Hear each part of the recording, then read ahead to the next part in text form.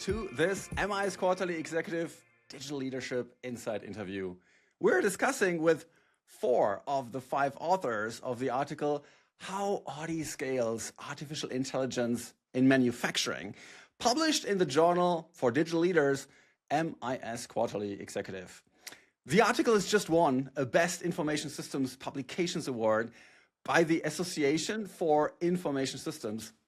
Congratulations, André, Benjamin, Johannes, Jan, and Klemens, who isn't here. And thanks for joining this interview. Thank you so much for having us. Thank you. It's great to have you all. Hey, let's jump right into this. The use of AI promises lots of benefits for companies. It's one of the hottest topics in business right now. Super high expectations. Here's the problem, though. Study after study reports that most AI initiatives are simply stuck in proof of concept or the pilot stage, unable to scale. And this is why they're unable to create substantial value for the companies who are making these investments into artificial intelligence. You studied an initiative at German car manufacturer Audi that was able to scale an AI-based quality inspection system in the company's press shops. And you synthesized the lessons that you learned from that successful scaling. Tell us, what does this system do for Audi and what's the scale at which it operates? So here's the situation. In every automotive press shop, actually, finding those cracks in sheet metal parts has always been a tough challenge. So, I mean, these cracks are rare, but every bad part can lead to downstream rework and trouble. So every crack really matters. Now, the tricky part is that the cracks often look almost identically to harmless marks, such as tiny indents or oil residues. So in the past, people checked parts manually, and then later rule-based systems helped, but they were costly to maintain and needed recalibration, so the problem wasn't really solved. And that's why Audi innovated and scaled this AI-based system that actually understands what a crack really looks like. So not just rules, but real pattern understanding. And it learns across all sites, so it keeps getting better while scaling. And right now, the system runs on 4 production lines, already analyzing more than 3 million images every month, and more rollouts are about to come. And for Audi, the impact is huge. Almost no false detections anymore, and almost no downstream rework. So in the end, you get better quality, more stable processes, and higher productivity on the shop floor. Wow, this is so cool. Thanks. Now, if you're scaling a solution, right, whether it's AI-based or not, that means that as the benefit is generated from the solution, and as that benefit basically increases, right? So you deploy this for more users, you use it in more locations, you get more transactions into the system. The effort and the related cost should not increase at the same rate. The value wedge basically is widening.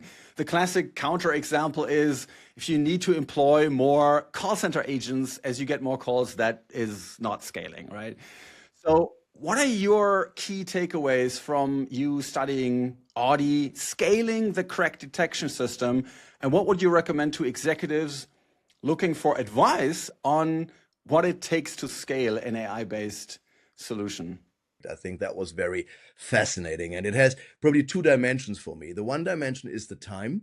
That you really start early, right?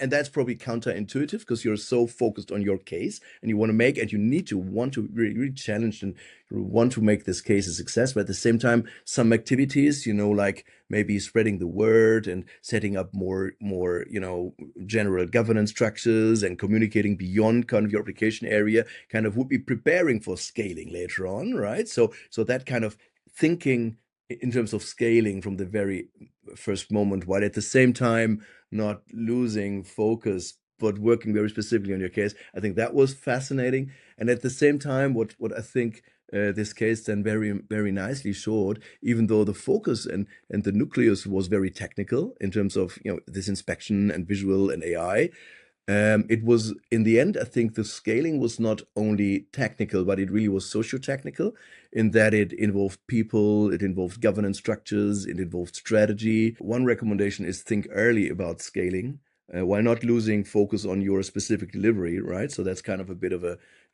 dual objectives you have there. And then think socio-technical. So think, you need to, again, master the technology really good, but again, you need to think beyond technology also, right? In order to embrace and capture the, say, the task technology people dimension of what we're doing here. Cool. So one of the things you said is think early about the scaling part. Johannes or André, could you add a bit on what did you do at Audi to basically think early about, can this actually scale? So first, we recommend taking a longer term perspective and making AI scaling a real strategic priority. I mean, take quick wins, learn from them and build momentum, but don't stop here. So really get clear on how each of your use cases helps you to build the capabilities you will need to future scaling. And that's where those strategic value cost considerations really start to matter, because to scale later on, you first have to invest in the foundation. So it's data, platform, skills, governance, the whole stack actually. And it's not just a technical stack, it's even the socio-technical stack, so to speak. So at Audi, crack detection as an AI-based quality inspection use case is a great example, actually. It directly supports the production strategy around efficiency and zero defects in manufacturing. And the strategic fit makes scalability shift from, let's say, from a nice to have to a non-negotiable for future manufacturing. What else should digital leaders consider when trying to scale AI solutions? The challenges to scaling AI are not just restricted to technology. There are socio-technical perspectives that you need to ensure as an executive a collaborative approach right from the start. And the Audi case has clearly shown that it's critical to bring together manufacturing experts to understand and assess crack detection as a domain or business problem, then to translate that problem into a prediction problem by data scientists, and finally, of course, to run that system responsibly and in line with IT standards. So it's the domain expertise, data science and IT that needs to work together. For executive, that means it's always a team that wins. And it's important to ensure that a collaborative approach is ensured throughout the project. And the second executive perspective on that is related to the investment decision making. In that case, showed very nicely that executives need to think about two layers. The first investment into AI scale is into the AI system itself to make the system work. Everything that you would also need to do for a localized system that is running at one particular workspace. But there is a second layer that is investing into the scalability to make sure that you can scale the system afterwards. And this is what we mean when we say you need to think about scalability early on. And for this, there are three clear things you should keep in mind. The first is scope your scalable AI systems ambitiously. These are learning systems, so it's important to think about what will the system learn in the future and how might it adapt to future contexts. And closely related to that is the broad data collection. And you can see that in the figure of our article, where you have this investment, this dip in the beginning. You will have some extra cost when you collect data broadly across anticipated contexts. And lastly, it's important to ensure appropriate communication across the organization to promote the case so that people know about it and can potentially relate that. Conversely, this also means that non-scalable AI cases, they need to be funded in a more restrictive way, keeping a more localized investment pattern in mind, and funding more generously into the scalability of potentially scalable use cases. Yeah, cool. And so investment is very different. You say, again, socio-technical, the entire system has to work, communicate across the organization, super important things. Indeed. What would be the third recommendation here? Yeah, our third recommendation is really about implementing AI in a way that actually scales efficiently. And if you think about our use case again, we don't want to just shift effort from the shop floor to the AI specialist, right? So, and therefore, we always design AI systems from the start in a way which requires little day-to-day involvement from machine learning people. And I guess the key for us was really to make the operations of AI, this is also called machine learning operations or short MLOps, our top priority. And actually to this day, we closely work with research partners to integrate cutting-edge methods into our system. I would like to highlight 3 key areas which we focus on. So first, we implemented advanced safeguarding methods to detect unexpected behavior automatically. Second, continuous model improvement. So this means automated workflows for data selection, for data annotation, and for retraining.